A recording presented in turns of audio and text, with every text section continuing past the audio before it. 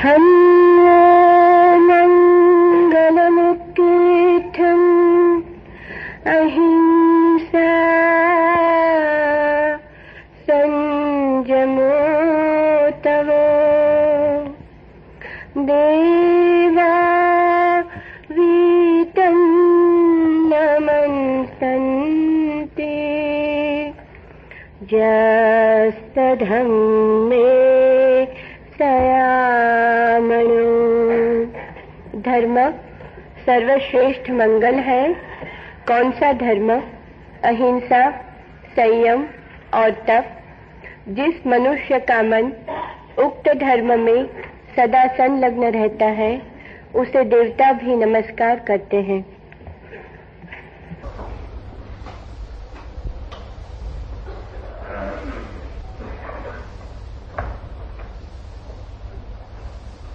वाहतक का चौथा चरण है रस परित्याग।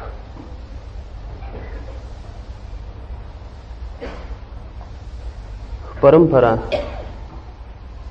रस परित्याग से अर्थ लेती रही है किन्हीं रसों का, किन्हीं स्वादों का निषेध, नियंत्रण।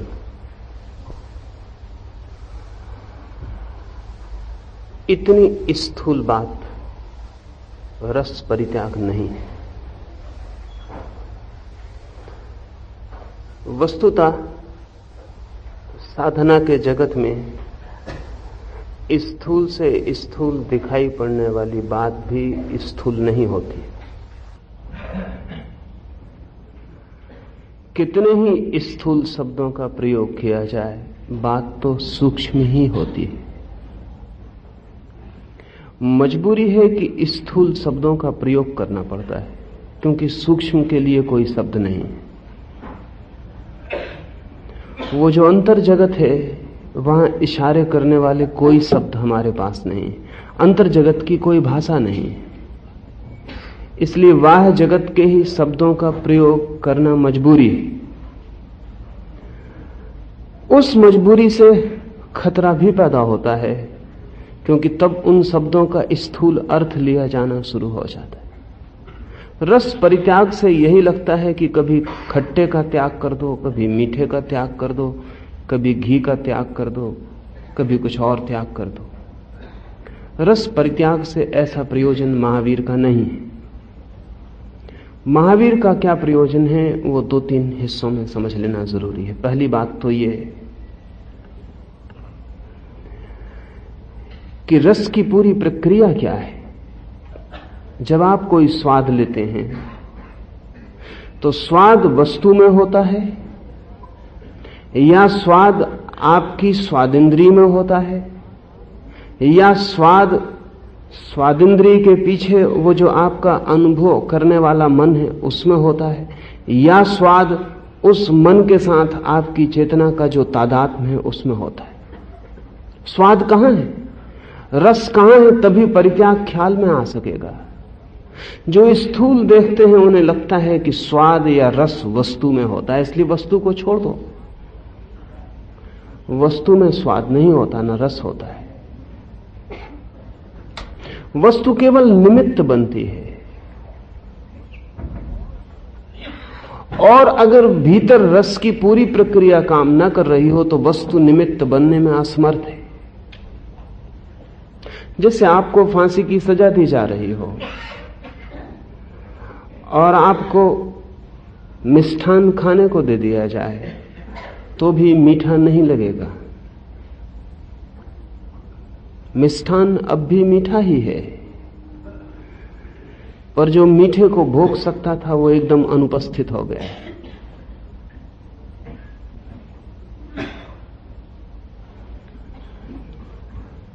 स्वादिंद्री अब भी खबर देगी, क्योंकि स्वादिंद्री को कोई भी पता नहीं है कि फांसी लग रही है, न पता हो सकता है। स्वादिंद्री के संवेदनशील तत्व अब भी भीतर खबर पहुंचाएंगे कि मिठाई मुंह पर है, जीभ पर है, लेकिन मन उस खबर को लेने की तैयारी नहीं दिखाएगा। मन भी उस खबर को ले ले तो मन के पीछे जो चेतना है, उस और मन के बीच का सेतु टूट गया है, संबंध टूट गया है। मृत्यु के क्षण में वो संबंध नहीं रह जाता। इसलिए मन भी खबर ले लेगा कि जीव ने क्या खबर दी है, तो भी चेतना को कोई पता नहीं चलेगा।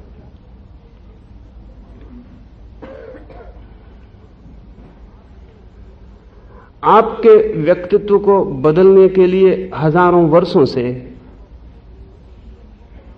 जब भी कोई बहुत उलझन होती है तो शॉक ट्रीटमेंट का उपयोग करते रहे हैं चिकित्सक। जब भी कोई उलझन होती है तो आपको इतना गहरा धक्का देने का प्रयोग करते रहे हैं शॉक का, और उससे कई बार बहुत गहरी उलझन सुलझ जाती है। और शॉक ट्रीटमेंट का कुल अर्थ इतना ही है कि आपकी चेतना और आपके मन का सेतु क्षण भर को टूट जाए। उस सेतु के टूटते ही आपकी भीतर की सारी व्यवस्था जैसी कल तक थी रुग्ण, वो अव्यवस्थित हो जाती, अराजक हो जाती, और नई व्यवस्था कोई भी रुग्ण नहीं बनाना चाहता। इसलिए शॉक ट्रीटमेंट का कुल भरोसा इतना है कि एक बार पुरानी व्यवस्था का ढांचा टूट जाए तो आप फिर शायद उस ढांचे को ना बना सकेंगे। सुना है मैंने कि एक बहुत बड़े मनोचिकित्सक के पास एक रुग्ण कैथोलिक साध्वी को लाया गया था। 6 महीने से निरंतर उसे हिचकी आ रही थी, वो बंद नहीं होती थी, वो नींद में भी चलती रहती थी। सारे चिकित्सा, सारे उपाय कर लिए गए थे, वो हिचकी बंद नहीं हो रही थी। चिकित्सक थक गए थे और उन्होंने कहा कि अब हमारे पास कोई उपाय नहीं, शायद मनस चिकित्सक कुछ कर सके। तो मनस चिकित्सक के पास लाया गया। बहुत लोग उस साध्वी को मानने वाले थे, आदर करने वाले थे, वे सब उसके साथ आए थे। वो साध्वी प्रभु का भजन करती हुई भीतर प्रविष्ट हुई, वो निरंतर प्रभु का स्मरण करती रहती थी। चिकित्सक ने पता नहीं उससे क्या कहा कि 2 ही क्षण बाद वो रोती हुई बाहर वापस लौटी। उसके भक्त देखकर हैरान हुए कि वो एक क्षण में ही रोती हुई वापस आ गई, रो रही है। भगवान का 6 महीने का स्मरण जो नहीं कर सका था वो हो गया है। रो तो जरूर है लेकिन हिचकी बंद हो गई है। पीछे से चिकित्सक आया, वो तो साध्वी दौड़ के बाहर निकल गई। उसके भक्तों ने पूछा कि आपने ऐसा क्या कहा कि उसको इतनी पीड़ा पहुंची? चिकित्सक ने कहा कि मैंने उससे कहा हिचकी तो कुछ भी नहीं है, यू आर प्रेग्नेंट, तुम गर्भवती हो। अब कैथोलिक साध्वी गर्भवती हो, इससे बड़ा शाक नहीं हो सकता। उनके भक्तों ने कहा आप ये क्या कह रहे हैं? उस चिकित्सक ने तुम घबराओ मत, इसके अतिरिक्त हिचकी बंद नहीं हो सकती थी। बिजली के शाक भी वो महिला झेल गई, लेकिन हिचकी बंद हो गई। हुआ क्या? कैथोलिक नन आजीवन ब्रह्मचर्य का व्रत लेकर प्रवेश करती है। वो गर्भिणी है, भारी धक्का लगा। मन और चेतना का जो संबंध था, चेतना और शरीर का जो संबंध सेतु था, वो एकदम टूट गया। एक क्षण को भी वो टूट गया तो हिचकी बंद हो गई, क्योंकि हिचकी की अपनी व्यवस्था थी, वो सारी व्यवस्था अस्त व्यस्त हो गई। हिचकी लेने के लिए भी सुविधा चाहिए, वो सुविधा ना रही। हिचकी का जो पुराना जाल था 6 महीने से निश्चित, वो अब कारगर ना रहा। शरीर वही है, हिचकी कैसे खो गई? कोई दवा नहीं दी गई है, कोई इलाज नहीं किया गया, हिचकी कैसे खो गई? मनोचिकित्सक कहते हैं कि अगर चेतना और मन के संबंध में कहीं भी जरा सा भेद पड़ जाए, एक क्षण के लिए भी, तो आदमी का व्यक्तित्व दूसरा हो जाता है। वो पुराना ढांचा टूट जाता है। रस परित्याग उस ढांचे को तोड़ने की प्रक्रिया है। वस्तु में रस नहीं होता, सिर्फ रस का निमित्त होता है। इसे हम ऐसा समझें तो आसानी हो जाएगी। आप इस कमरे में आए हैं, दीवारें एक रंग की हैं, फर्श दूसरे रंग का है, कुर्सियां तीसरे रंग की हैं, अलग अलग लोग अलग अलग रंगों के कपड़े पहने हुए हैं। स्वभावतः आप सोचते होंगे कि इन सब चीजों में रंग, और जब हम कमरे के बाहर चले जाएंगे तब भी कुर्सियां एक रंग की रहेंगी, दीवार दूसरे रंग की रहेगी, फर्श तीसरे रंग का रहेगा। अगर आप ऐसा सोचते हैं तो आप कोई आधुनिक विज्ञान की किसी भी कीमती खोज से परिचित नहीं है। जब इस कमरे में कोई नहीं रह जाएगा तो वस्तुओं में कोई रंग नहीं रह जाता। ये बहुत मन को हैरान करता है। ये बात भरोसे की नहीं मालूम पड़ती। हमारा मन होगा कि हम किसी छेद से झांक के देख लें कि रंग रह गया कि नहीं, लेकिन आपने झांक के देखा कि वस्तुओं में रंग शुरू हो जाता है। वैज्ञानिक कहते हैं किसी वस्तु में कोई रंग नहीं होता, वस्तु केवल निमित्त होती है किसी रंग को आपके भीतर पैदा करने के लिए। जब आप नहीं होते, जब ऑब्जर्वर नहीं होता, जब कोई देखने वाला नहीं होता, वस्तु रंगहीन हो जाती है, कलरलेस हो जाती है। असल में प्रकाश की किरण जब किसी वस्तु पर पड़ती है तो वस्तु प्रकाश की किरण को पीती है। अगर वो सारी किरणों को पी जाती है तो काली दिखाई पड़ती है। अगर वो सारी किरणों को छोड़ देती है और नहीं पीती तो सफेद दिखाई पड़ती है। अगर वो लाल रंग की किरण को छोड़ देती है और बाकी किरणों को पी लेती है तो लाल दिखाई पड़ती है। अब ये बहुत हैरानी होगी कि जो वस्तु लाल दिखाई पड़ती है वो लाल को छोड़ के सब रंगों को पीती, सिर्फ लाल को छोड़ देती। वो जो छूटी हुई लाल किरण है वो आपकी आंख पर पड़ती है और उस किरण की वजह से वस्तु लाल दिखाई पड़ती, जहां से वो आती हुई मालूम पड़ती। लेकिन अगर कोई आंख ही नहीं है तो लाल किसको दिखाई पड़ेगी? उस किरण को पकड़ने के लिए कोई आंख चाहिए, तब वो लाल दिखाई पड़ेगी। आपका बाहर जाना भी जरूरी नहीं। जब आप आंख बंद करते हैं वस्तुएं रंगहीन हो जाती हैं, कलरलेस हो जाती, कोई रंग नहीं रह जाता। इसका यह भी मतलब नहीं कि वो सब एक जैसी हो जाती हैं, क्योंकि अगर वे सब एक जैसी हो जाएं तो जब आप आंख खोलेंगे तब उनमें सब में एक सा रंग दिखाई पड़ना चाहिए। रंगहीन हो जाती हैं लेकिन उनके रंगों की संभावना मौजूद बनी रहती, पोटेंशियलिटी। जब आप आंख खोलेंगे तो लाल लाल होगी, हरी हरी होगी। जब आप आंख बंद कर लेंगे लाल लाल न रह जाएगी, हरी हरी न रह जाएगी। इसे ऐसा समझें कि लाल रंग की वस्तु सिर्फ वस्तु का रंग नहीं है, वस्तु और आपकी आंख के बीच का संबंध है, रिलेशनशिप। चूंकि आंख बंद हो गई, रिलेशनशिप टूट गई, संबंध टूट गया। लाल रंग की कुर्सी नहीं है, आपकी आंख और कुर्सी के बीच लाल रंग का संबंध है। अगर आंख नहीं है तो संबंध टूट गया। जब आप किसी चीज को कहते हैं मीठा, तब भी वस्तु और आपकी स्वादिंद्री के बीच का संबंध है। वस्तु मीठी नहीं है, इसका यह मतलब नहीं कि कड़वी और मीठी वस्तु में कोई फर्क नहीं है। पोटेंशियल फर्क है, बीज फर्क है, लेकिन अगर जीभ पर न रखा जाए तो कोई फर्क नहीं है। न कड़वी कड़वी है, आप कह नहीं सकते कि नीम कड़वी है जब तक आप जीभ पर नहीं रखते। आप कहेंगे मैं रखूं या ना रखूं, मेरे न रखने पर भी नीम कड़वी तो होगी ही, तब आप भूल करते हैं। क्योंकि कड़वा होना आपकी जीभ और नीम के बीच का संबंध है। नीम का अपना स्वभाव नहीं है, सिर्फ संबंध है। इसे ऐसा समझें कि एक बच्चा पैदा हुआ है एक स्त्री को। जब बच्चा पैदा होता है तो बच्चा ही पैदा नहीं होता, मां भी पैदा होती, क्योंकि मां एक संबंध है। वो स्त्री बच्चा होने के पहले मां नहीं थी, और अगर बच्चा मर जाए तो फिर मां नहीं रह जाएगी। मां होना एक संबंध है। वो बच्चे और उस स्त्री के बीच जो संबंध है उसका नाम है। बच्चे के बिना वो मां नहीं हो सकती, बच्चा भी मां के बिना नहीं हो सकता।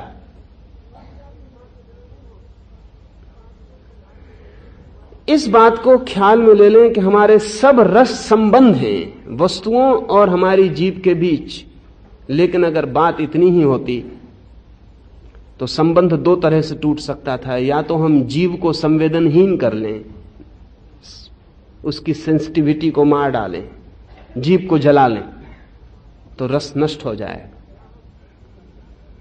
या हम वस्तु का त्याग कर दें तो रस नष्ट हो जाएगा। अगर बात इतनी ही आसान होती तो दो तरफ से संबंध तोड़े जा सकते हैं। या तो हम वस्तु को छोड़ दें, जैसा कि साधारणता महावीर की परंपरा में चलने वाला साधु करता है, वस्तु को छोड़ देता है। तब वो सोचता है कि रस से मुक्ति हो गई। रस से मुक्ति नहीं हुई, वस्तु में अभी भी पोटेंशियल रस है और जीभ में अभी भी पोटेंशियल सेंसिटिविटी है। अभी भी जीभ अनुभव करने में क्षम है और अभी भी वस्तु अनुभव देने में क्षम है, सिर्फ बीच का संबंध टूट गया है, इसलिए बात अब प्रकट हो गई है। कभी भी प्रकट हो सकती है। अब प्रकट हो जाने का अर्थ नष्ट हो जाना नहीं है। फिर दोनों को जोड़ दिया जाए, फिर प्रकट हो जाएगी। हमने बिजली का बटन बंद कर दिया है, इसलिए बिजली नष्ट नहीं हो गई। सिर्फ बिजली की धारा में और बल्ब के बीच का संबंध टूट गया है। बल्ब भी समर्थ है अभी बिजली प्रकट करने में, बिजली की धारा भी समर्थ है अभी बल्ब से प्रकट होने में। सिर्फ संबंध टूट गया है, बिजली नष्ट नहीं हो गई। फिर बटन आप ऑन कर देते हैं, बिजली जल जाती है। जो आदमी वस्तुओं को छोड़ के सोच रहा है रस का परित्याग हो गया, वो सिर्फ रस को अप्रगट कर रहा है, परित्याग नहीं। महावीर ने रस अप्रगट करने को नहीं कहा है, रस परित्याग को कहा है। सिर्फ अनमैनिफेस्ट हो गया, आप प्रकट नहीं हो रहा है, इसका यह मतलब नहीं कि नष्ट हो गया। बहुत सी चीजें आप में प्रकट नहीं होती हैं बहुत मौकों पर। जब कोई आदमी आपकी छाती पे छुरा रख देता तब काम वासना प्रकट नहीं होती, लेकिन मुक्त नहीं हो गए आप, सिर्फ छिप जाती। कितनी ही भूख लगी हो और एक आदमी बंदूक लेके आपके पीछे लग जाए, भूख मिट जाती। इसका यह मतलब नहीं कि भूख मिट गई, सिर्फ छिप गई। अभी अवसर नहीं है प्रकट होने का, अभी निमित्त नहीं है प्रकट होने का, इसलिए छिप गई। छिप जाने को त्याग मत समझ लेना। और अक्सर तो बात ऐसी है कि जो जो छिप जाता है वो छिप के और प्रबल और सशक्त हो जाता है। इसलिए जो आदमी रोज मिठाई खा रहा है उसको मीठे का जितना अनुभव होता है, जिस आदमी ने बहुत दिन तक मिठाई नहीं खाई है वो जब मिठाई खाता है तो उसका अनुभव और भी तीव्र होता है, उसका अनुभव और भी तीव्र होता है, क्योंकि इतने दिन तक रुका हुआ रस का जो अप्रगट रूप है वो एकदम से प्रकट होता है। वो फ्लडेड, उसमें बाढ़ आ जाती, आ ही जाएगी। इसलिए जो आदमी वस्तुएं छोड़ने से शुरू करेगा वो वस्तुओं से भयभीत होने लगेगा। वो डरेगा कि कहीं वस्तु पास ना आ जाए, अन्यथा रस पैदा हो सकता है। एक दूसरा उपाय है कि आप इंद्री को ही नष्ट कर लें, जीभ को जला डालें, जैसा कि बुखार में हो जाता है, लंबी बीमारी में हो जाता है। इंद्री के संवेदनशील जो तंतु हैं वो रुग्ण हो जाते हैं, बीमार हो जाते हैं, सो जाते हैं। लेकिन तब भी रस का कोई अंत नहीं होता। अगर मेरी आंख फूट जाए तो भी रूप देखने की आकांक्षा नहीं चली जाती। अगर आंख ही से रूप देखने की आकांक्षा जाती होती तो बहुत आसान था। आंख हट जाने से, टूट जाने से, फूट जाने से रूप की आकांक्षा नहीं टूटती। कान फूट जाए तो भी ध्वनि का रस नहीं छूट जाता। मेरे पैर टूट जाएं तो भी चलने का मन नष्ट नहीं हो जाता। जो जानते हैं वो तो कहते हैं पूरा शरीर भी छूट जाए तो भी जीवेष्णा नष्ट नहीं होती, नहीं तो दोबारा जन्म होना असंभव है। जब पूरा शरीर छूट के भी नया जीवन हम फिर से पकड़ लेते हैं तो एक एक इंद्रिय को मार के क्या होगा? मृत्यु तो सभी इंद्रियों को मार डालती है। सभी इंद्रियां मर जाती हैं, फिर सभी इंद्रियों को हम पैदा कर लेते हैं, क्योंकि इंद्रियां मूल नहीं है, मूल कहीं इंद्रियों से भी पीछे। इसलिए जो आंख कान तोड़ने में लगा हो वो भी बचकानी बातों में लगा है, वो नासमझी की बातों में लगा है, उससे रस नष्ट नहीं होगा।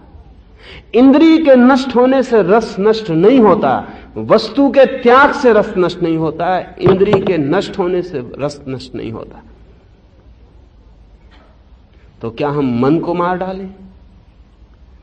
मन को मारने में भी लोग लगे, सोचते हैं कि मन को दबा दबा के नष्ट कर डालें तो शायद, लेकिन मन बहुत उल्टा है। मन का नियम यही है कि जिस बात को हम मन से नष्ट करना चाहते हैं, मन उसी बात में ज्यादा रसपूर्ण हो जाता है।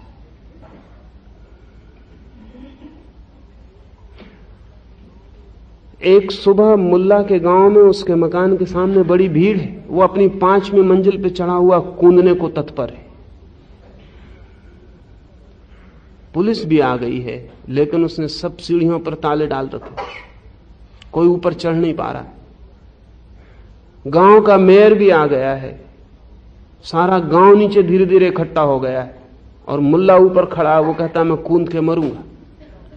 आखिर मेयर ने उसे समझाया कि तू कुछ तो सोच, अपने माँ बाप के संबंध में सोच। मुल्ला ने कहा मेरे माँ बाप मर चुके, उनके संबंध में सोचता हूं तो और होता है जल्दी मर जाऊं। मेयर ने चिल्ला के कहा अपनी पत्नी के संबंध में सोच। उसने कहा वो याद ही मत दिलाना, नहीं तो और जल्दी कूद जाऊंगा।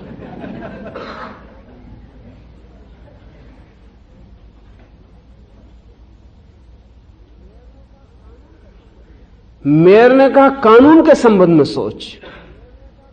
अगर आत्महत्या की कोशिश की फंसेगा। मुल्ला ने कहा जब मरी जाऊंगा तो कौन फंसेगा ये देखते।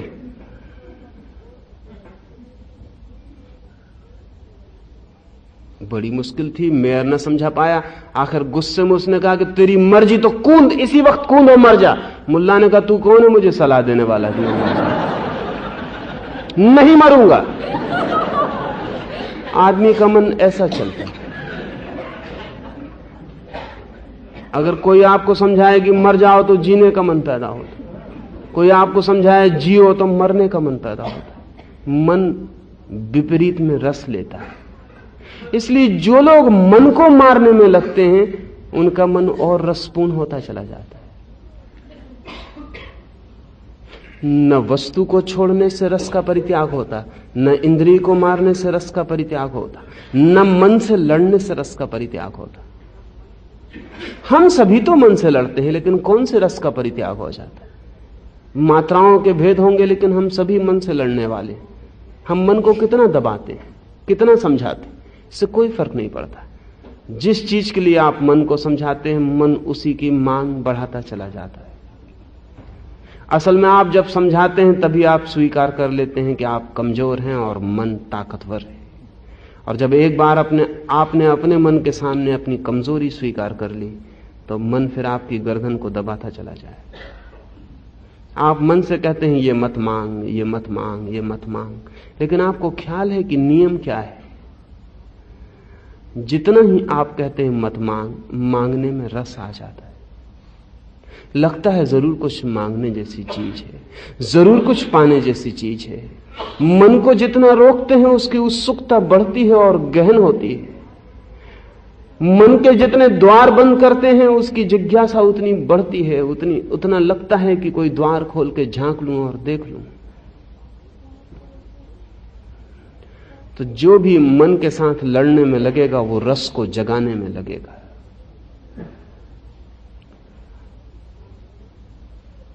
ये भी ध्यान रखें कि मन से हम जिस चीज को भुलाने की कोशिश करते हैं वहां हम एक बहुत ही अमनोवैज्ञानिक काम कर रहे हैं, क्योंकि भुलाने की हर कोशिश याद करने की व्यवस्था है। इसलिए कोई आदमी किसी को भुला नहीं सकता, भूल सकता है, भुला नहीं सकता। अगर आप किसी को भुलाना चाहते हैं तो आप कभी ना भुला पाएंगे, क्योंकि जब भी आप भुलाते हैं तभी आप फिर से याद करते हैं। आखिर भुलाने के लिए भी याद तो करना ही पड़ेगा, और तब याद करने का क्रम सघन होता जाता और याद की रेखा मजबूत और गहरी होती चली जाती है। तो जिसे आपको याद रखना हो उसे भुलाने की कोशिश करना, और जिसे आप भुला देना हो उसे कभी भी भुलाने की कोशिश मत करना, तो वो भूल जा सकता है। क्योंकि पुनरुक्ति याद बनती है। प्रेमियों का यही कष्ट है सारी दुनिया में। वो किसी प्रेमी को भुला देना चाहते, जितना भुलाते हैं उतनी मुश्किल में पड़ जाते। भुलाने की ज्यादा बेहतर तरकीब वो शादी कर लें और प्रेमी को घर में ले आए, फिर बिल्कुल याद नहीं आती। मन का ये नियम ठीक से ख्याल में ले लें, अन्यथा बड़ी कठिनाई होती है। तथाकथित साधु तपस्वी इसी मन के गहरे नियम को न समझने के कारण बहुत उलझाव में पड़ जाते हैं, भुलाने में लगे। स्त्री न दिखाई पड़े इसलिए आंख बंद करने में लगे हैं, भोजन न दिखाई पड़े इसलिए इंद्रियों को सिकोड़ने में लगे हैं, कहीं कोई रस ना आ जाए मन को वहां से विपरीत किसी दूसरी दिशा में उलझाने में लगे हैं। लेकिन इस सब से जहां जहां से वे अपने को हटा रहे हैं वहीं वहीं मन और गहरी रेखाएं स्मृति की निर्मित कर लेता है।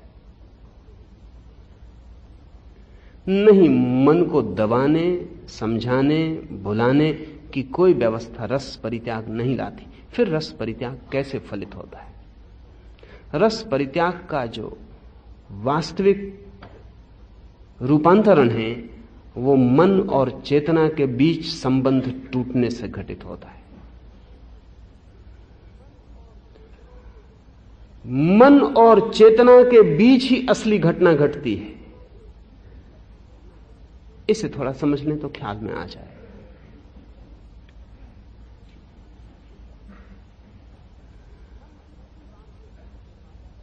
मन उसी बात में रस ले पाता है जिसमें चेतना का सहयोग हो, कोऑपरेशन हो।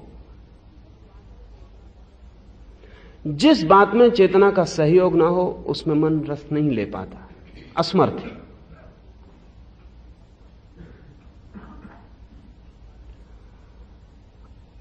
एक आदमी रास्ते से भागा जा रहा है। आज भी रास्ते की दुकानों के विंडो केसेस में वही चीजें सजी हैं जो कल तक सजी थी, लेकिन आज उससे दिखाई नहीं पड़ती। रास्ते पर अब भी सुंदर शरीर निकल रहे हैं, लेकिन आज उससे दिखाई नहीं पड़ते। रास्ते पर अब भी सुंदर कारें भागी जा रही हैं, लेकिन आज उससे दिखाई नहीं पड़ती। उसके घर में आग लगी है, वो भागा चला जा रहा। क्या हुआ? घर में आग लगी है तो हो क्या गया है? चीजें तो अब भी गुजर रही हैं। मन वही है, इंद्रियां वही हैं, उन पर संघात वही पड़ रहे हैं, संवेदनाएं वही हैं, लेकिन आज उसकी चेतना कहीं और है। आज उसकी चेतना अपने मन के, अपने इंद्रियों के साथ नहीं। आज उसकी चेतना भाग गई है, वो वहां है जहां मकान में आग लगी है। लेकिन घर जाके पहुंचे और पता चले कि किसी और के मकान में आग लगी है, गलत खबर मिली थी। सब वापस लौट आए। दोस्तोयेवस्की को फांसी की सजा दी गई थी और उसके एक चिंतक, विचारक, लेखक को, लेकिन ऐन वक्त पर माफ कर दिया गया।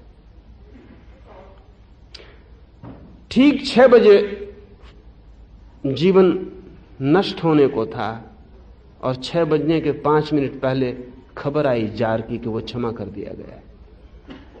दोस्तोयेवस्की बाद में निरंतर कहता था कि उस क्षण जब 6 बजने के करीब आ रहे थे, तब मेरे मन में न कोई वासना थी, न कोई इच्छा थी, न कोई रस था, कुछ भी न था।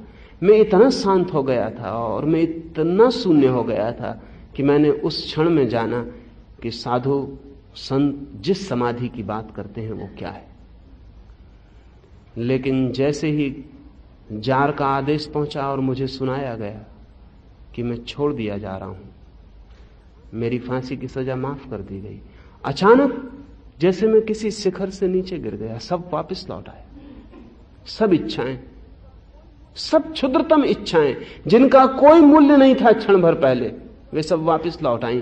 पैर में जूता काट रहा था, उसका फिर पता चलने लगा। जूता काट रहा था पैर में, उसका फिर पता चलने लगा। नया जूता लेना है, उसकी योजना चलने लगी। सब वापस। दोस्तोयेवस्की कहता था, उस शिखर को मैं दोबारा नहीं छू पाया जो उस दिन आसन्न मृत्यु के निकट अचानक घटित हुआ था। हुआ क्या था? जब मृत्यु इतनी सुनिश्चित हो तो चेतना सब संबंध छोड़ देती है। इसलिए समस्त साधकों ने मृत्यु के सुनिश्चय के अनुभव पर बहुत जोर दिया है। बुद्ध तो भिक्षुओं को मरघट में भेज देते थे कि तुम 3 महीने लोगों को मरते, जलते, मिटते, राख होते देखो, ताकि तुम्हें अपनी मृत्यु बहुत सुनिश्चित हो जाए। और जब 3 महीने बाद कोई साधक मृत्यु पर ध्यान करके लौटता था तो जो पहली घटना उसके मित्रों को दिखाई पड़ती थी वो थी रस परित्याग। रस चला गया।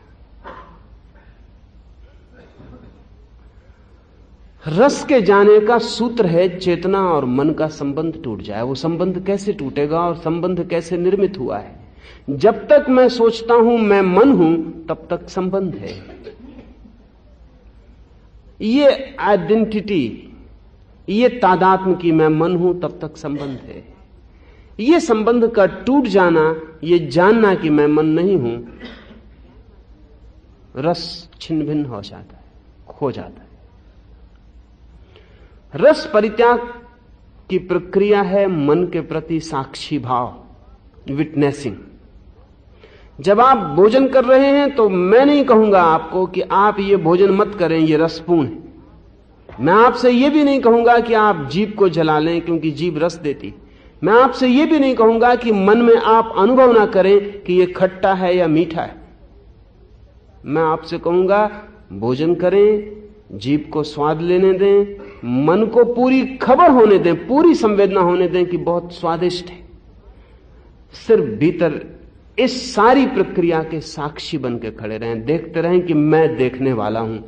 मन को स्वाद मिल रहा, जीभ को रस आ रहा, वस्तु प्रीतिकर मालूम पड़ रही, लेकिन मैं पीछे खड़ा देख रहा हूं, जस्ट बियॉन्ड, एक कदम भी पार खड़े होकर देख रहा हूं।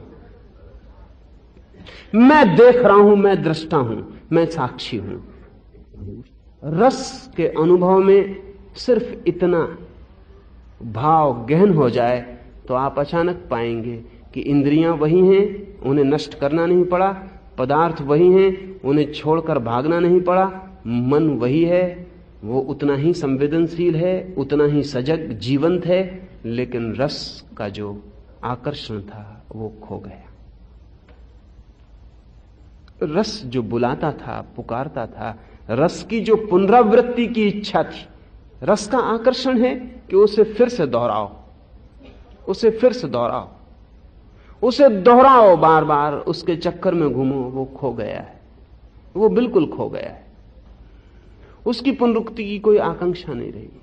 और हम ऐसे रसों तक की पुनरुक्ति करने लगते हैं जो चाहे जीवन को नष्ट करने वाले क्यों ना हो। अब एक आदमी शराब पी रहा है, वो जानता है, सुनता है, पढ़ता है कि जहर है, पर उसकी भी पुनरुक्ति की मांग है। मन कहता है दोहराओ। एक आदमी धूम्रपान कर रहा है, वो जानता है कि वो निमंत्रण दे रहा है न मालूम कितनी बीमारियों को, वो भली भांति जानता है। अगर किसी और को समझाना हो तो वो समझाता है, अगर अपने बेटे को रोकना हो तो वो कहता है भूल के कभी धूम्रपान मत करना, लेकिन वो खुद करता है। पुनरुक्ति की आकांक्षा है। विकृत रस भी अगर संयुक्त हो जाएं, और विकृत रस भी संयुक्त हो जाते हैं एसोसिएशन से। शिलर एक जर्मन लेखक हुआ, जब उसने अपनी पहली कविता लिखी थी तो वृक्षों पर सेव पक गए थे, नीचे गिर रहे थे। वो उस बगीचे में बैठा था, कुछ सेव नीचे गिर के सड़ गए थे और सड़े हुए सेवों की गंध पूरी हवाओं में तैर रही थी। तभी उसने पहली कविता लिखी। यह पहली कविता का जन्म और सड़े हुए सेवों की गंध एसोसिएटेड हो गए, संयुक्त हो गए। इसके बाद शिलर जिंदगी भर कुछ भी ना लिख सका जब तक अपनी टेबल के आसपास वो सड़े हुए सेव ना रख ले। बिल्कुल पागलपन था, वो खुद कहता था कि बिल्कुल पागलपन। लेकिन जब तक सड़े हुए सेवों की गंध नहीं आती, मेरे भीतर काव्य सक्रिय नहीं होता, उसमें गति नहीं पकड़ती। मैं साधारण आदमी बना रहता हूं, शिलर नहीं हो पाता।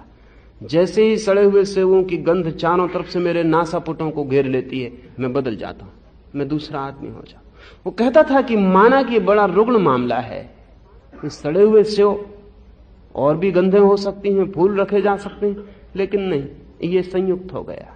अगर एक आदमी सिगरेट पी रहा है तो सिगरेट का पहला अनुभव सुखद नहीं है, दुखद है, लेकिन यह दुखद अनुभव भी निरंतर दोहराने से किसी सुख की, किसी क्षण की अनुभूति से अगर संयुक्त हो गया तो फिर जिंदगी भर पुनरुक्ति मांगता रहेगा।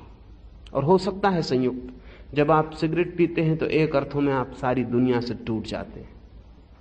सिगरेट पीना एक अर्थ में मैस्टरबेटरी है, वो हस्त मैथुन जैसी चीज है, मनोवैज्ञानिक ऐसा कहते हैं। आप अपने में ही बंद हो जाते हैं, दुनिया से कोई लेना देना नहीं, अपना धुआं है, उड़ा रहे हैं, बैठे। दुनिया टूट गई, आपके और दुनिया के बीच एक स्मोक कर्टेन आ गया। पत्नी होगी घर में, मतलब नहीं, दुकान चलती है या नहीं चलती, मतलब नहीं, कहां क्या हो रहा है, मतलब नहीं। आपको इतना मतलब है कि आप धुआं भीतर खींच रहे और बाहर छोड़ रहे। आप सारे जगत से टूट गए, आइसोलेट हो गए, अकेले हो गए। अकेले में एक तरह का रस आता है, आइसोलेशन में रस है, वही तो एकांत के साधक को आता है। अब आप ये जान के हैरान होंगे कि एकांत के साधक को जो आता है, अगर वो किसी क्षण में सिगरेट पीने में आ गया, और आ सकता है और आ जाता है, क्योंकि सिगरेट भी तोड़ती है। इसलिए अकेला आदमी बैठा रहे तो थोड़ी देर में सिगरेट पीना शुरू कर देता है। ख्याल मिट जाता है सब चारों तरफ का, अपने में बंद हो जाता, क्लोजिंग हो जाती। ये वैसे ही है जैसा छोटा बच्चा अकेला पड़ा हुआ अपना अंगूठा पीता रहता है। जब छोटा बच्चा अपना अंगूठा पीता है, ही इज डिस्कनेक्टेड, उसका दुनिया से कोई संबंध नहीं रहा, दुनिया से उसे कोई मतलब नहीं, उसे अपनी मां से भी अब मतलब नहीं। इसलिए मनोवैज्ञानिक कहते हैं बच्चे को बहुत ज्यादा अंगूठा मत पीने देना, अन्यथा उसकी जिंदगी में सामाजिकता कम हो जाएगी। अगर कोई बच्चा बहुत दिन तक अंगूठा पीता रहे तो वो एकांगी और अकेला हो जाएगा, वो दूसरों से मित्रता नहीं बना सकेगा। मित्रता की जरूरत नहीं, अपना अंगूठा ही मित्र का काम देता है, किसी से कुछ मतलब नहीं। जो बच्चा अंगूठा पीने लगेगा उसका मां से प्रेम निर्मित नहीं हो पाएगा, क्योंकि मां से जो प्रेम निर्मित होता है वो उसके स्तन के माध्यम से ही होता है, और कोई माध्यम नहीं। अगर वो अपने अंगूठे से इतना रस लेने लगा जितना मां के स्तन से मिलता रहा है, तो वो मां से इंडिपेंडेंट हो गया। अब उसकी कोई डिपेंडेंस नहीं मालूम होती उसको, अब वो निर्भर नहीं है। और जो बच्चा अपनी मां से प्रेम नहीं कर पाएगा, इस दुनिया में वो फिर किसी से प्रेम नहीं कर पाएगा, क्योंकि प्रेम का पहला पाठ ही नहीं हो पाया। वो बच्चा अपने में बंद हो गया। एक अर्थ में वो बच्चा अब समाज का हिस्सा नहीं रह गया। और जान के आप हैरान होंगे, जो बच्चे बचपन में ज्यादा अंगूठा पीते हैं वही बच्चे बड़े होकर सिगरेट पीते हैं। जिन बच्चों ने बचपन में अंगूठा कम पिया है या नहीं पिया है, उनके जीवन में सिगरेट पीने की संभावना ना के बराबर हो जाती है, क्योंकि सिगरेट जो है वो अंगूठे का सब्स्टिट्यूट है, वो उसका परिपूरक है। अब बड़ा आदमी अंगूठा पिए तो जरा बेहुदा मालूम पड़ेगा, तो उसने सिगरेट ईजाद की है, चुरुट ईजाद किया है, उसने ईजाद की चीजें, उसने हुक्का ईजाद किया है, लेकिन पी रहा है वो अंगूठा, वो कुछ और नहीं पी रहा है। लेकिन बड़ा है तो एकदम सीधा सीधा अंगूठा पिएगा तो जरा बेहुदा लगेगा, लोग क्या कहेंगे, इसलिए उसने एक परिपूरक इंतजाम कर लिया है। अब लोग कुछ भी ना कहेंगे, ज्यादा से ज्यादा इतनी कहेंगे कि सिगरेट पीने से नुकसान होता है। अंगूठा पीने से कोई भी ना कहेगा कि नुकसान होता है, लेकिन अंगूठा पीते देख के आदमी चौंक जाएंगे कि ये क्या कर रहे हो। सिगरेट पीने से इतना ही कहेंगे कि ना नुकसान होता है, तो वो कहेगा क्या करें, मजबूरी है, वो तो मैं भी जानता हूं, लेकिन आदत पड़ गई है। अंगूठे में वो बुद्धू मालूम पड़ेगा, सिगरेट में वो समझदार मालूम पड़ेगा। सब्स्टिट्यूट सिर्फ धोखा देते हैं। लेकिन अगर एक बार रस आ जाए तो गलत से गलत चीज संयुक्त हो जाती है। मुल्ला की पत्नी एक दिन उसके कॉफी हाउस में पहुंच गई, जहां वो शराब पीता रहता था बैठ के।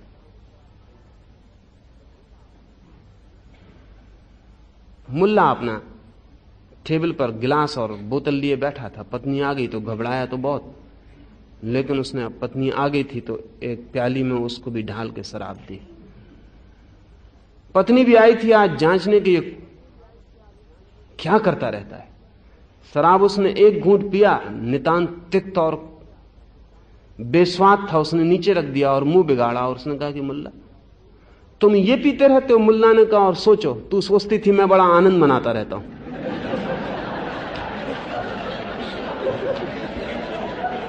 यही दुख भोगने के लिए हम यहां आते हैं। समझ गई? अब दोबारा भूल के मत कहना कि वहां तुम बड़ा आनंद करने जाते हो।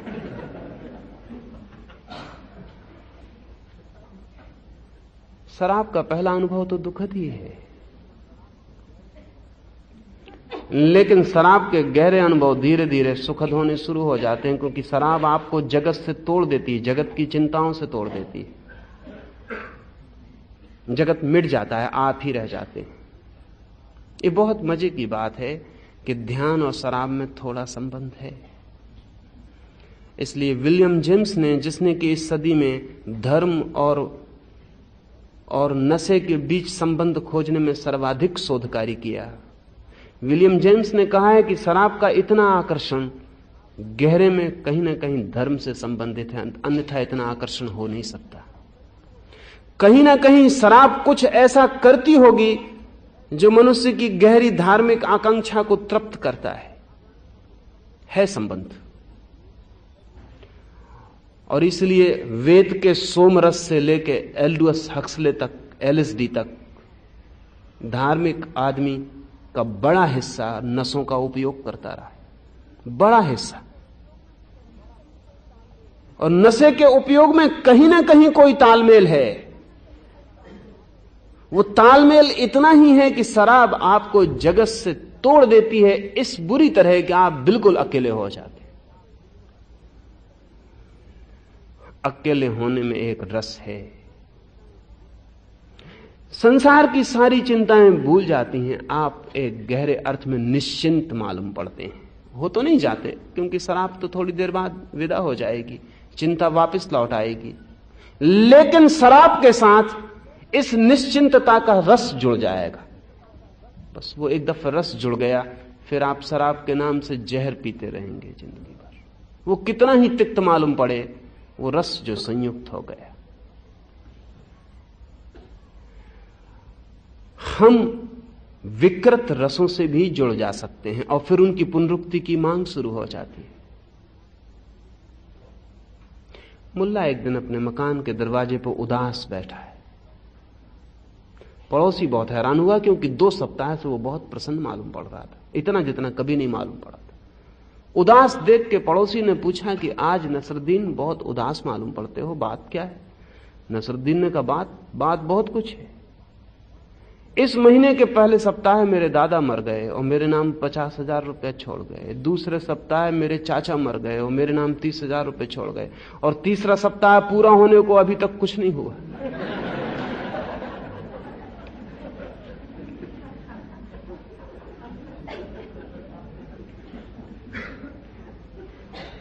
मन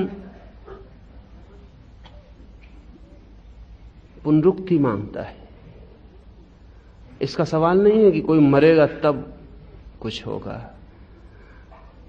मरने का दुख एक तरफ रह गया, वो 50,000 रुपए मिलने का सुख।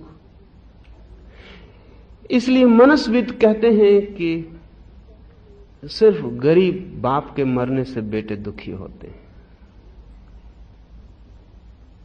अमीर बाप के मरने से केवल दुख प्रकट करते हैं।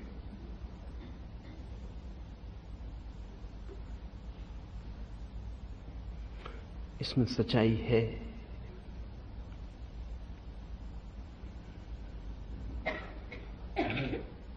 क्योंकि मृत्यु से भी ज्यादा कुछ और साथ में अमीर बाप के साथ घटता है। उसका धन भी बेटे के हाथ में आ जाता है। दुख वो प्रकट करता है, लेकिन वो दुख ऊपरी हो जाता है, भीतर एक रस भी आ जाता है। और अगर उसे पता चले कि बाप पुनः जिंदा हो गया, तो आप समझ सकते हैं कि मुसीबत कैसी मालूम पड़े। वो नहीं होता कभी जिंदा, ये दूसरी बात है। मुल्ला की जिंदगी में ऐसी तकलीफ हो गई थी। उसकी पत्नी मर गई, बामुश्किल मरी। अर्थी को उठा के ले जा रहे थे कि अर्थी सामने लगे हुए नीम के वृक्ष से टकरा गई। अंदर से आवाज आई हलन चलन की, लोगों ने अर्थी उतारी। पत्नी मरी नहीं थी, सिर्फ बेहोश थी। मुल्ला बड़ा छाती पीट के रो रहा था। पत्नी को जिंदा देख के बड़ा दुखी हो गया, छाती पीट के रो रहा था। पत्नी को जिंदा देख के बड़ा दुखी हो गया। फिर पत्नी 3 साल और जिंदा रही, फिर मरी। और जब अर्थी उठा के लोग चलने लगे, मुल्ला फिर छाती पीट कर रो रहा था। जब नीम के पास पहुंचे, उसने कहा, भाई हो जरा संभाल के, फिर से मत टकरा देना।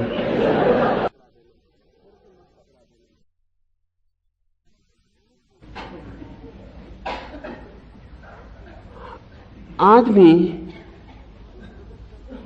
जो प्रकट करता है वही उसके भीतर है, ऐसा जरूरी नहीं है। ज्यादा संभावना तो यह है कि वो जो प्रकट करता है उससे विपरीत उसके भीतर होता है। शायद वो प्रकट ही इसलिए करता है कि वो जो विपरीत भीतर है वो छिपा रहे, वो प्रकट ना हो जाए। अगर ज्यादा जोर से छाती पीट कर रो रहा है तो जरूरी नहीं कि इतना दुख हो, लेकिन कहीं किसी को पता ना चल जाए कि दुख नहीं है तो छाती पीट के रो सकता है। भीतर अन्यथा भी हो सकता है।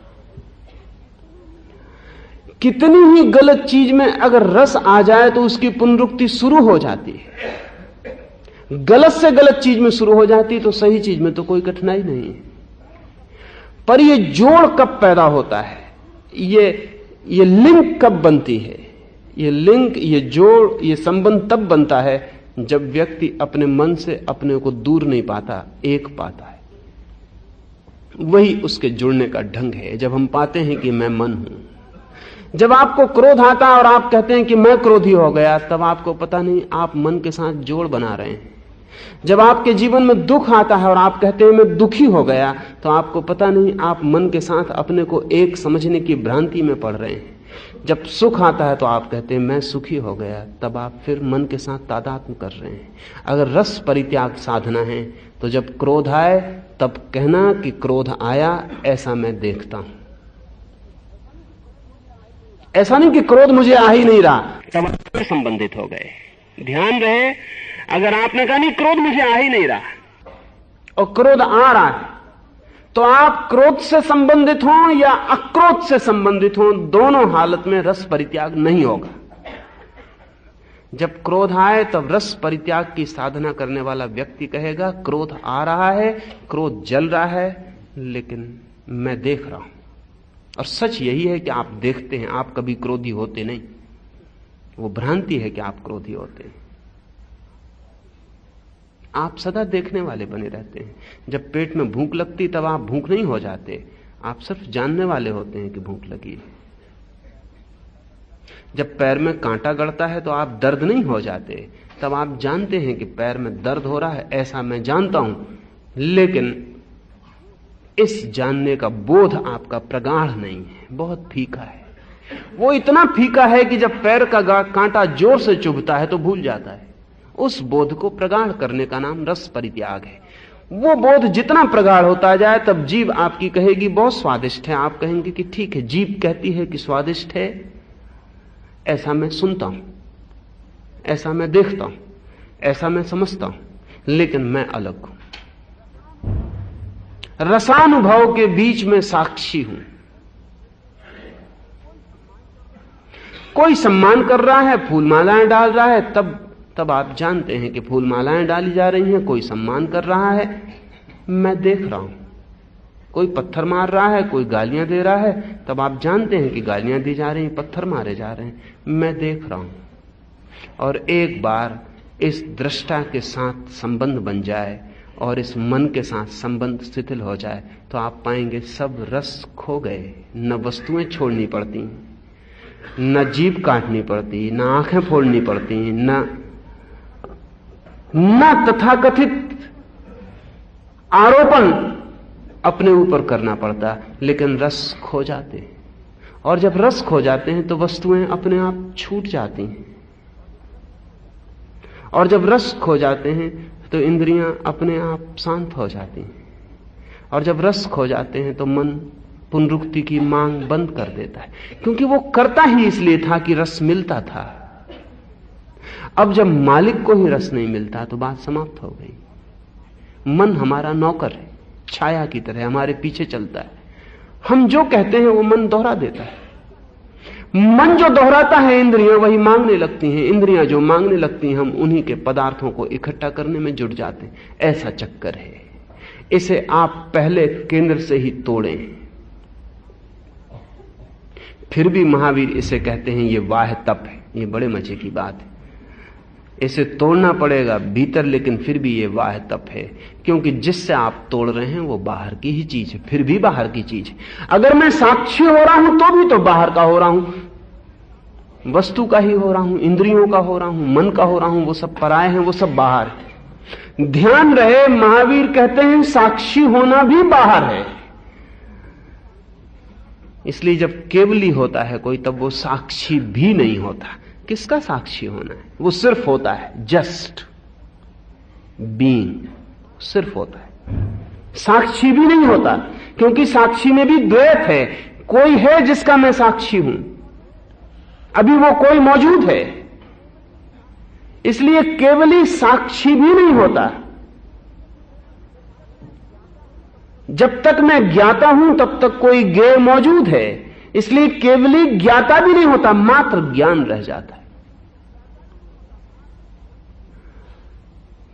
इसलिए महावीर इसे भी वाह कहेंगे, ये भी बाहर है। लेकिन बाहर का यह मतलब नहीं है कि आप बाहर की वस्तु को छोड़ने से शुरू करें। बाहर की वस्तु छूटना शुरू होगी, यह परिणाम होगा। अगर किसी व्यक्ति ने बाहर की वस्तु छोड़ने से शुरू किया तो वो मुश्किलों में पड़ जाएगा, वो उलझ जाएगा।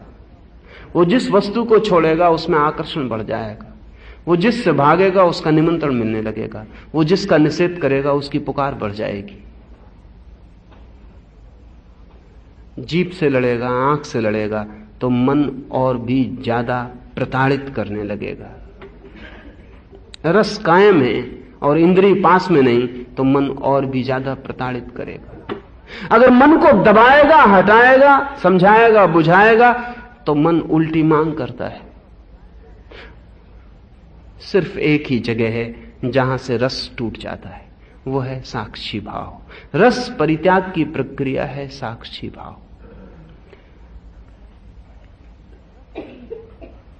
रस परित्याग के बाद महावीर ने कहा है काय क्लेश।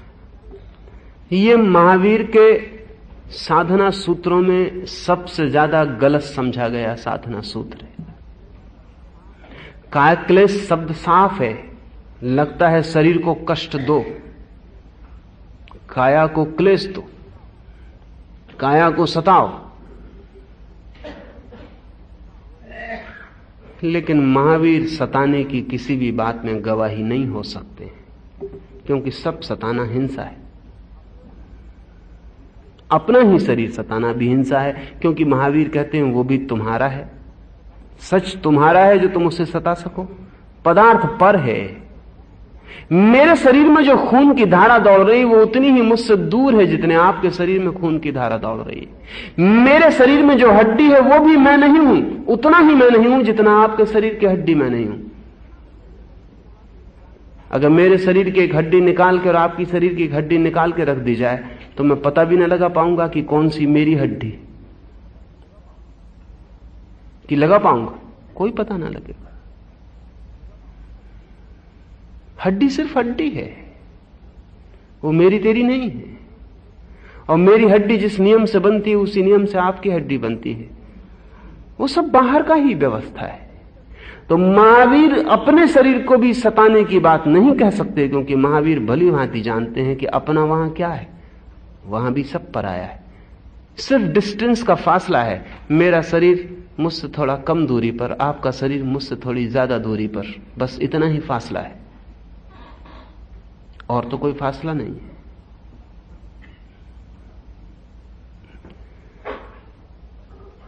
पर महावीर की परंपरा ने ऐसा ही समझा कि काया को सताओ, और इसलिए मैसोचिस्ट्स का, आत्म पीड़कों का बड़ा वर्ग महावीर की धारा में सम्मिलित हुआ।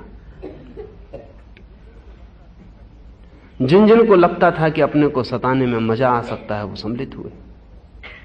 अब ध्यान रहे, महावीर ने अपने बालों का लॉन्च किया, अपने बाल उखाड़ के फेंक दिए, क्योंकि महावीर कहते थे अब बालों को उखाड़ने के लिए भी कोई साधन पास में रखना पड़े, कोई रेजर साथ रखो, या किसी नाई पे निर्भर रहो, या नाई के यहां क्यू लगा के खड़े हो। महावीर ने कहा फिजूल समय इसमें खोना जरूरी नहीं। महावीर अपने बाल उखाड़ देते थे, लेकिन महावीर बाल उखाड़ते थे इसलिए नहीं कि बाल उखाड़ने में जो पीड़ा होती थी उस पीड़ा में उन्हें कोई रस था। सच तो यह है कि महावीर को बाल उखाड़ने में पीड़ा नहीं होती थी। ये थोड़ा समझने जैसा है। आपके शरीर में बाल और नाखून डेड पार्ट्स हैं, जिंदा हिस्से नहीं हैं। नाखून और बाल मरे हुए हिस्से हैं, इसलिए तो कैंची से काट के दर्द नहीं होता। उंगली काटिए, बाल कैंची से कटता, आपको दर्द क्यों नहीं होता? If it is a part, अगर आपका ही हिस्सा है तो दर्द होना चाहिए। यदि वो जिंदा है तो दर्द होना चाहिए, लेकिन आपके बाल कटते रहते हैं, आपको पता भी नहीं चलता। बाल मरा हुआ हिस्सा है। असल में शरीर में जो जीव कोष मर जाते हैं, उन कोषों को बाहर निकालने की तरकीब है बाल और नाखून और अनेक तरह से, पसीने से और सब तरह से शरीर के मरे हुए कोष शरीर बाहर फेंक देता है। तो बाल आपके शरीर के मरे हुए कोष हैं। अगर हम मरे हुए कोषों को भी खींचने से पीड़ा होती तो वो भ्रांति है, वो सिर्फ ख्याल है कि पीड़ा होगी इसलिए होती है। आप कहेंगे क्या सारे लोग भ्रांति में? तो मैं आपको एक छोटी सी वैज्ञानिक घटना कहूं जिससे ख्याल में आए। फ्रांस में एक आदमी है लोरेंजो, उसने पीड़ा रहित प्रसव के हजारों प्रयोग किए। कोई अब तक वो 1 लाख स्त्रियों को बिना दर्द के प्रसव करवाया है, बिना कोई दवा दिए, बिना कोई एनेस्थेसिया दिए, बिना बेहोश किए। जैसी स्त्री है वैसी ही उसे लिटा के बिना दर्द के वो बच्चे को पैदा करवा देता। वो कहता है सिर्फ ये भ्रांति है कि बच्चे के पैदा होने में दर्द होता है, ये सिर्फ ख्याल है। और चूंकि ये ख्याल है, इसलिए जब मां को बच्चा होने के करीब आता है तब वो भयभीत होनी शुरू हो जाती है कि अब दर्द होने वाला है, अब दर्द होगा। और चूंकि दर्द जब भी ख्याल में आता है तो वो अपने पूरी मांसपेशियों को भीतर सिकोड़ने लगती। दर्द सिकोड़ता है, ध्यान रहे, सुख फैलाता है, दुख सिकोड़ता है। जब आप दुख में होते हैं तो सिकुड़ते हैं। अगर एक आदमी आपकी छाती पे छुरा लेके खड़ा हो जाए, आपकी सब मांसपेशियां भीतर सिकुड़ जाती हैं। कोई आपके गले में फूलमाला डाल दे, आपका सब फैल जाता है। फूलमाला डलवा के कभी वजन मत तुलवाना, ज्यादा निकल सकता है। आप हैरान होंगे, यह वैज्ञानिक निरीक्षित तथ्य है कि भगत सिंह का वजन फांसी पर बढ़ गया।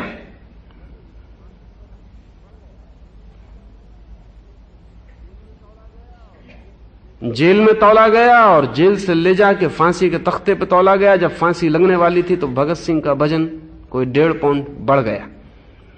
ये कैसे बढ़ गया? भगत सिंह इतना आनंदित था कि फैल सकता है।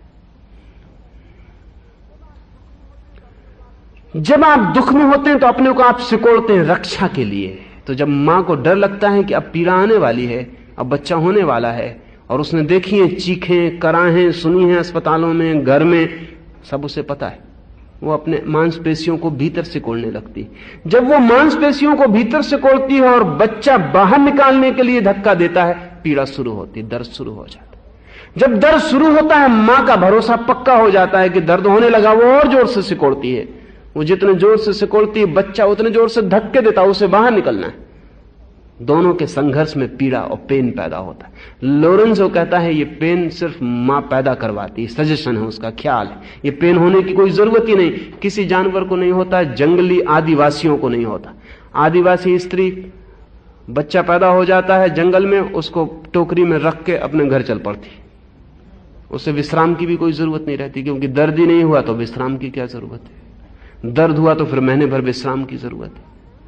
यह सारा का सारा मानसिक है, लोरेंजो कहता है। और अब तो लोरेंजो की व्यवस्था रूस और अमेरिका सब तरफ फैलती जा रही, और वो सिर्फ मां को इतना समझाता है कि तू खींच मत अपनी मांसपेशियों को, रिलैक्स रख, बच्चे को कोऑपरेट कर बाहर जाने में, तू सोच कि बच्चा बाहर जा रहा है। इसलिए आप देखेंगे कि कोई 75% बच्चे रात में पैदा होते हैं। उनको रात में पैदा होना पड़ता है, क्योंकि नींद में मां लड़ाई नहीं करती।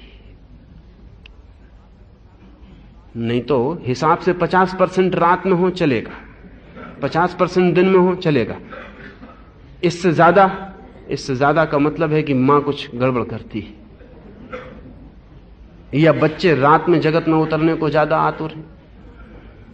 कुल कारण इतना है कि मां जब तक जगी रहती है वो ज्यादा सख्ती से अपनी मांसपेशियों को खींचे रहती है, वो सो जाती है तो शिथिल हो जाती है। सम्मोहन में बच्चे बिना दर्द के पैदा हो जाते हैं, क्योंकि मां नींद, गहरी नींद में सम्मोहित हो जाती है, बच्चा पैदा हो जाता है। लेकिन लोरेंजो कहता है कोऑपरेट विद द चाइल्ड। और लोरेंजो ये भी कहता है कि जिस माँ ने बच्चे के पैदा होने में सहयोग नहीं दिया वो बाद में भी नहीं दे पाएगी। और जिस बच्चे के साथ पहला अनुभव दुख का हो गया उस बच्चे के साथ सुख का अनुभव लेना बहुत मुश्किल हो जाएगा, क्योंकि पहला अनुभव एक्सपोजर है, गहरा, वो गहरे में उतर जाता है। जिस बच्चे ने पहले दिन ही पीड़ा दे दी अब वो पीड़ा ही देगा, ये प्रतीति गहन हो गई। इसलिए मां बुढ़ापे तक कहती रहती कि मैंने तुझे 9 महीने पेट में रख के दुख झेला, वो भूलती नहीं मैंने कितनी कितनी तकलीफें झेली। बच्चे के साथ सुख का अनुभव मां कम ही कभी कहती सुनी जाती है, दुख के अनुभव ही कहती सुनी जाती है। शायद ही कोई मां ये कहती हो कि मैंने तुझे 9 महीने रख के कितना सुख पाया। और जो मां ऐसा कह सकेगी उसके आनंद की कोई सीमा नहीं रहेगी। लेकिन कहने का सवाल नहीं है, अनुभव की बात है। और जो मां बच्चे को 9 महीने पेट में रख के आनंद नहीं पा सकी वो मां होने का हक खो दी। दुख पाया तो दुश्मन हो गया। और जिसके साथ इतना दुख पाया अब उसके साथ दुख की ही संभावना का सूत्र गहन हो गया। अब जब वो दुख देगा तभी ख्याल में आएगा, जब वो सुख देगा तो ख्याल में नहीं आएगा, क्योंकि हमारी चॉइस शुरू हो गई, हमारा चुनाव शुरू हो गया। लोरेंजो ने लाखों स्त्रियों को बिना दर्द के प्रसव करवा के ये प्रमाणित कर दिया कि दर्द हमारा ख्याल है। अगर प्रसव बिना दर्द के हो सकता है तो आप सोचते हैं बाल बिना दर्द के नहीं निकल सकता? बहुत आसान सी बात है। महावीर अपने बाल उखाड़ के फेंक देते थे, लेकिन पागलों की एक जमात है और मनोवैज्ञानिक कहते हैं कि पागलों का एक खास वर्ग है जो बाल नोचने में रस लेता है। जिसको बाल नोचने में रस आता है, अगर वो ऐसी बाजार में खड़े होकर बाल नोचे तो आप उसको पागल खाने भेज देंगे।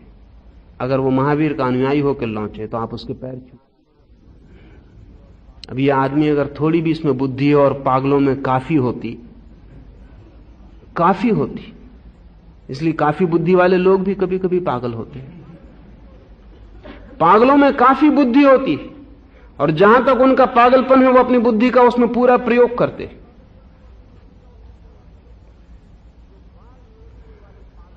तो जो बाल नोचने वाले पागल हैं वो महावीर में उत्सुक होकर साथ खड़े हो जाएंगे। कुछ पागल हैं जिनको नग्न होने में रस आता, उनको मनोवैज्ञानिक एग्जिबिशनिस्ट कहते। अगर वे ऐसे ही नग्न खड़े हों तो पुलिस पकड़ के ले जाएगी, लेकिन महावीर को नग्न देख के उनको बहुत मजा आ जाएगा, वो नग्न खड़े हो जाएंगे और तब आप उनके पैर छूने पहुंच जाएंगे। पता लगाना बहुत मुश्किल है कि वो नग्नता की वजह से महावीर के अनुयायी हो गए या महावीर के अनुयायी होने की वजह से नग्न हुए। बाल नोचने में उनको मजा आता है इसलिए महावीर के साथ चले गए, या महावीर के साथ चले गए उस राज को पा गए जहां बाल नोचने में कोई दर्द ही नहीं होता। तय करना बहुत मुश्किल है। आदमी के भीतर क्या हो रहा है ये बाहर से जांच बड़ी कठिन है। मुल्ला एक दिन चर्च में गया है सुनने, कोई बड़ा पादरी बोलने आया है, चला गया। एक ईसाई मित्र ने कहा, जाके बैठ गया, आगे ही बैठा है। प्रभावशाली आदमी, पादरी की भी नजर उस पर बार बार जाती। जब पादरी ने 10 कमांडमेंट्स पे बोलना शुरू किया, 10 आज्ञाओं पर, और जब उसने एक आज्ञा पर काफी बातें समझाई, दाउ शेल्ट नॉट स्टील, चोरी नहीं करना तुम, तो मुल्ला बड़ा बेचैन हो गया, उसके माथे पे पसीना आ गया। पादरी को ख्याल भी आया कि बहुत बेचैन है ये आदमी, क्या बात है। इतना बेचैन है कि वो लगता है कि उठ के ना चला जाए, हाथ पर उसके सीधे नहीं है। फिर पादरी दूसरी आज्ञा पर आया, thou shalt not commit adultery, व्यभिचार मत करना तुम। मुल्ला हंसने लगा, बड़ा प्रसन्न हुआ, बड़ा शांत और आनंदित दिखाई पड़ने लगा। पादरी और भी हैरान हुआ कि इसको हो क्या रहा है। जब सभा समाप्त हो गई उसने मुल्ला को पकड़ा, कोने में ले गया और पूछा कि राज क्या है तुम्हारा। जब मैंने कहा चोरी मत करना तब तुम बहुत परेशान थे, तुम्हारे माथे पे पसीना आ गया, और जब मैंने कहा कि व्यभिचार मत करना तब तुम बड़े आनंदित हो गए। मुल्ला ने कहा कि अब आप नहीं मानते तो बता देता हूं, जब आपने कहा चोरी मत करना तब मुझे ख्याल आया कि मेरा छाता कोई चुरा ले गया, छाता दिखाई नहीं पड़ रहा। तो मैं मुसीबत में पड़ गया कि जरूर कोई चोर। मुझे गुस्सा भी बहुत आया कि एक ऐसा चर्च है जहां चोर इकट्ठे हैं। लेकिन जब आपने कहा कि व्यभिचार मत करना, तब मुझे फौरन ख्याल आ गया कि रात में मैं छाता कहां छोड़ आया हूं। कोई हर्ज नहीं।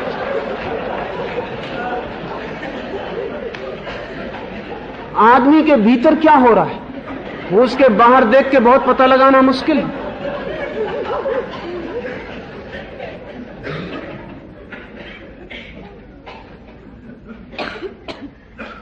आदमी के भीतर सूक्ष्म में जो घटित होता है वो बाहर के प्रतीकों से पकड़ना अत्यंत कठिन है। अक्सर ऐसा हुआ है कि महावीर के पास वे लोग भी इकट्ठे हो जाएंगे और जैसे जैसे महावीर से फासला बढ़ता जाएगा उनकी संख्या बढ़ती जाएगी और एक वक्त आएगा कि महावीर के पीछे चलने वाली भीड़ में अधिक लोग वे होंगे जो उन बातों से उत्सुक हुए जिन बातों से उत्सुक नहीं होना चाहिए था।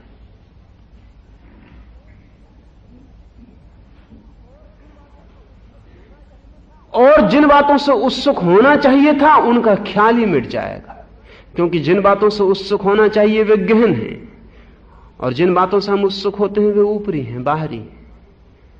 अब महावीर को लोगों ने देखा है कि अपने बाल उखाड़ रहे हैं, भूखे खड़े हैं, नग्न खड़े हैं, धूप सर्दी वर्षा में खड़े हैं।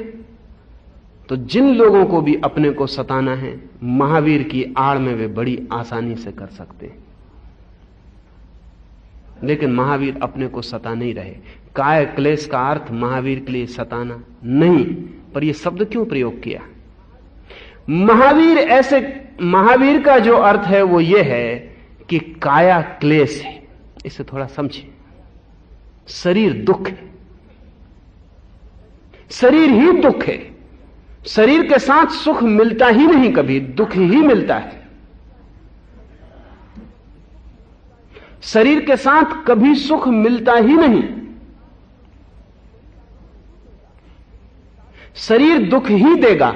इसलिए साधक जैसे ही आगे बढ़ेगा उसे शरीर से बहुत से दुख दिखाई पड़ने शुरू हो जाएंगे जो कल तक दिखाई नहीं पड़ते थे, क्योंकि वो अपने मोह और भ्रमों में जी रहा था। डिसइल्यूजनमेंट होगा। मेरे पास लोग आते हैं, वो कहते हैं कि जब से ध्यान शुरू किया तब से मन में बड़ी अशांति मालूम पड़ती है। अब ध्यान से अशांति नहीं हो सकती। अगर ध्यान से अशांति होती तो फिर शांति किस चीज से होगी?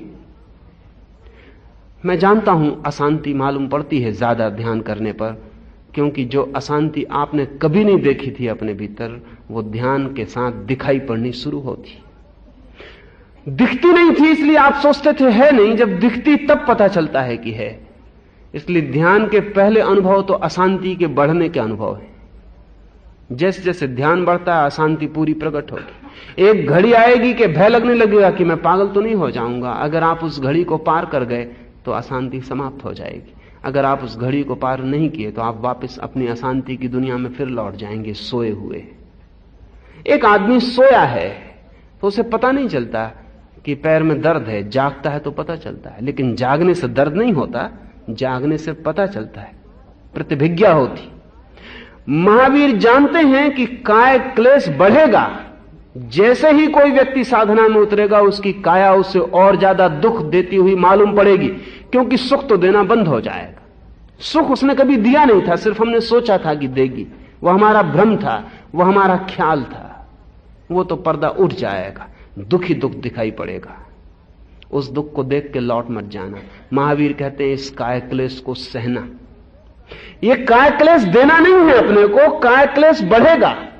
काया के दुख दिखाई पड़ने शुरू होंगे, उसकी बीमारियां दिखाई पड़ेंगी, तनाव दिखाई पड़ेंगे, असुविधाएं दिखाई पड़ेंगी, रुग्णता, बुढ़ापा आएगा, मौत आएगी, ये सब दिखाई पड़ेगा। जन्म से लेकर मृत्यु तक दुख की लंबी यात्रा दिखाई पड़ेगी। घबरा मत जाना, उस काय क्लेश को सहना, उसको देखना, उससे राजी रहना, भागना मत। तो काय क्लेश का अर्थ ये नहीं कि दुख देना, काय क्लेश का अर्थ है दुख आएगा, दुख प्रतीत होगा, दुख अनुभव में उतरेगा, तब तुम बचाव मत करना, स्वीकार करना। अभी बहुत अलग अर्थ है। और ऐसा देखेंगे तो महावीर की पूरी बात बहुत और दिखाई पड़ेगी। तब महावीर ये नहीं कह रहे कि तुम सताना, क्योंकि महावीर कह रहे हैं सताने की जरूरत नहीं, काया खुद ही इतना सताती है कि अब तुम और क्या सताओगे। काया के अपने ही दुख इतने पर्याप्त हैं, तुम्हें और दुख ईजाद करने की कोई जरूरत नहीं। लेकिन काया के दुख पता न चले, इसलिए हम सुख ईजाद करते हैं, ताकि काया के दुख पता न चले।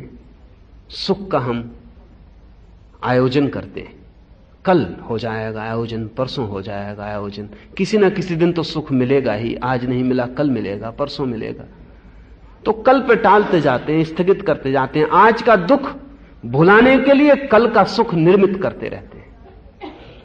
आज पर पर्दा पड़ जाए इसलिए कल की रंगीन तस्वीर बनाए रखते हैं। इसलिए कोई आदमी आज में नहीं जीना चाहता, आज बड़ा दुखद है, सब कल पे टालते रहते हैं। आज बड़ा दुखद है। अभी अगर हम जाग जाएं तो सुख का सब भ्रम टूट जाए।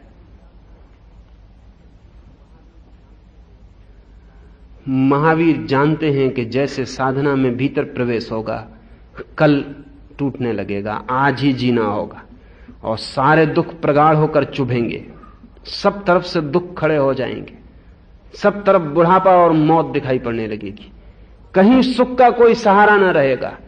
जो कागज की नाव आप सोचते थे पार कर देगी वो डूब जाएगी, जो आप सोचते थे सहारा है वो खो जाएगा, जिन भ्रमों के आश्रय आप जीते थे वो मिट जाएंगे। जब बिल्कुल भ्रम शून्य डिसइल्यूजन्ड आप सागर में खड़े होंगे, डूबते होंगे, न नाव होगी, न सहारा होगा, न किनारा दिखाई पड़ता होगा, तब बड़ा क्लेश होगा।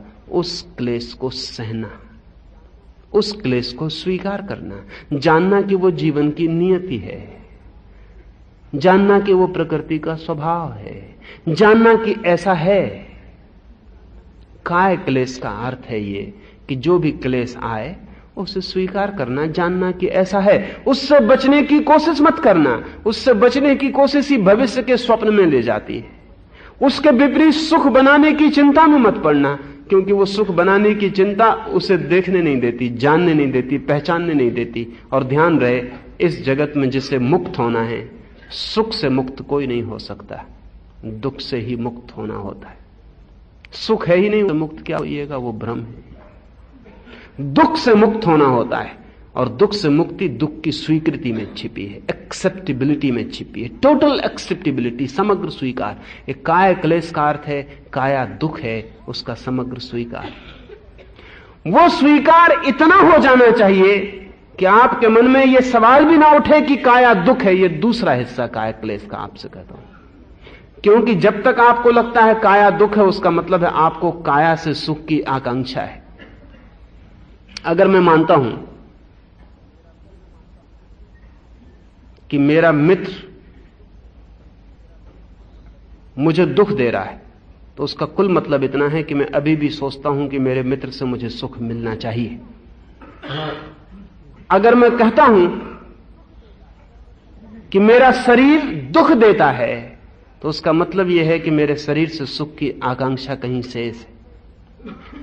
काय क्लेश का अर्थ है कि स्वीकार कर लो दुख को, इतना स्वीकार कर लो कि तुम्हें क्लेश का भी बोध मिट जाए। क्लेश का बोध उसी दिन मिट जाएगा जिस दिन पूर्ण स्वीकृति होगी। इसलिए महावीर सब दुखों के बीच आनंद से भरे घूमते रहते हैं। वो जब वर्षा में खड़े हैं या धूप में पड़े हैं या नग्न हैं या बाल उखाड़ रहे हैं या भोजन नहीं कर रहे हैं, तो किसी दुख में नहीं है, उन्हें दुख का पता ही नहीं है। काय क्लेश की स्वीकृति इतनी कि अब दुख का कोई पता भी नहीं चलता। वो कैसे कहें कि यह दुख है? अगर मैं अपेक्षा करता हूं कि जब रास्ते से मैं गुजरूं तो आप मुझे नमस्कार करें, अगर न करें तो दुख होगा। अगर मैं अपेक्षा ही नहीं करता तो ना करें तो कैसे दुख होगा?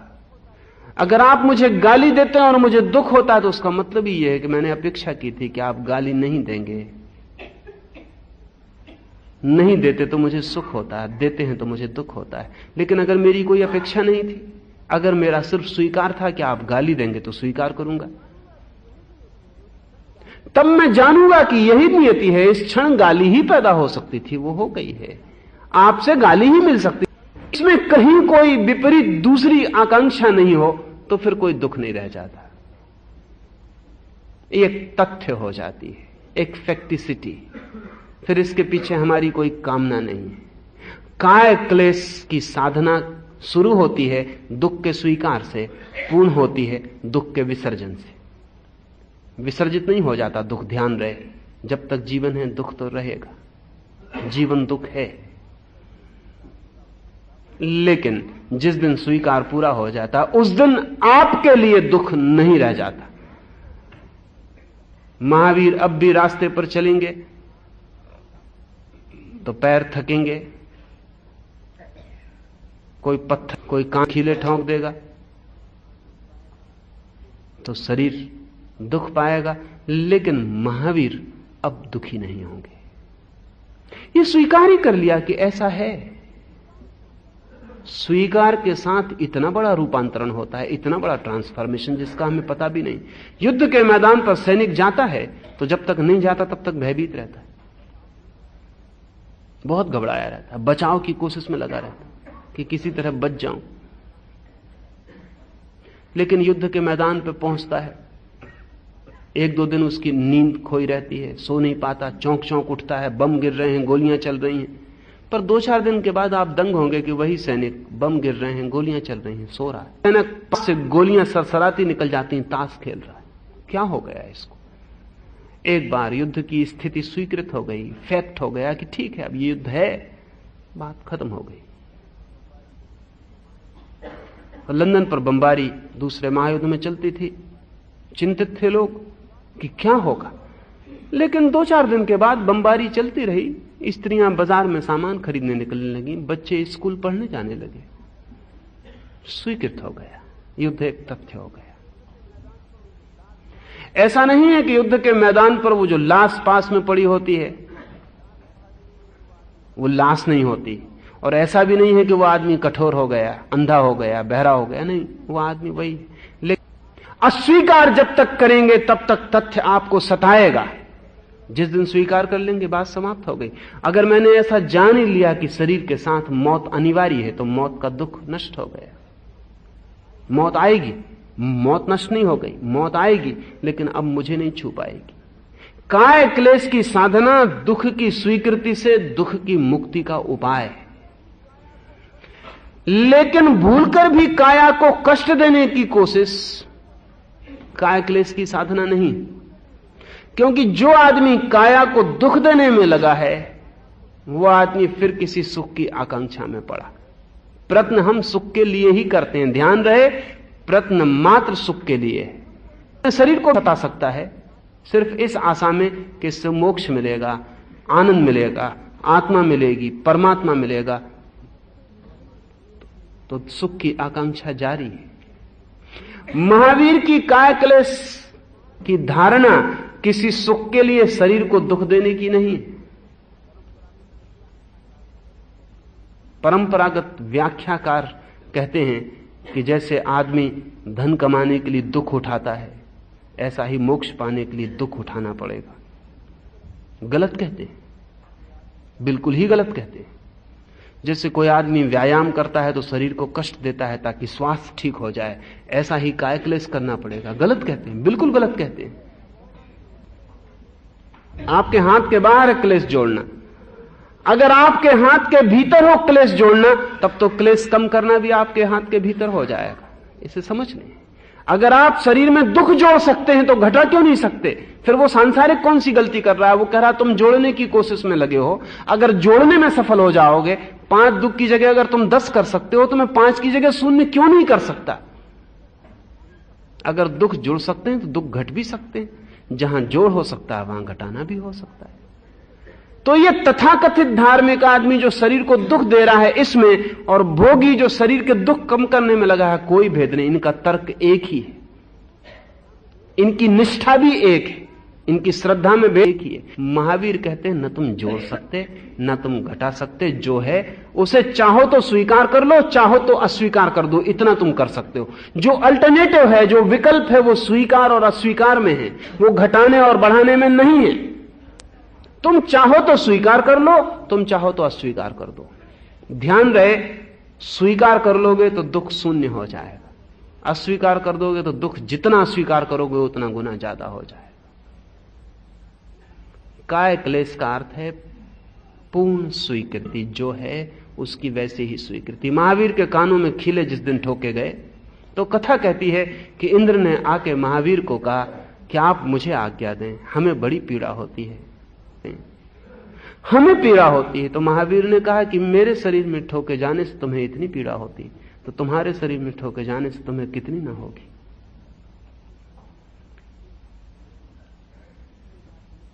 इंद्र कुछ भी न समझा, उसने कहा कि निश्चित होती है तो मैं आपकी रक्षा करने लगूं। महावीर ने कहा तुम भरोसा देते हो कि तुम्हारी रक्षा से मेरे दुख कम हो जाएंगे? इंद्र ने कहा कोशिश कर सकता हूं, कम होंगे कि नहीं मैं नहीं कह सकता। महावीर ने कहा कि मैंने भी जन्मों जन्मों तक कोशिश करके देखी, कम नहीं हुए। अब मैंने कोशिश छोड़ दी, अब मैं इतनी भी कोशिश ना करूंगा कि तुमको मैं रक्षा के लिए रखूं। नहीं, तुम जाओ रह के मेरे दुख घटा दोगे, गणित तुम्हारा एक है, मुझे छोड़ दो, जो है मुझे स्वीकार है।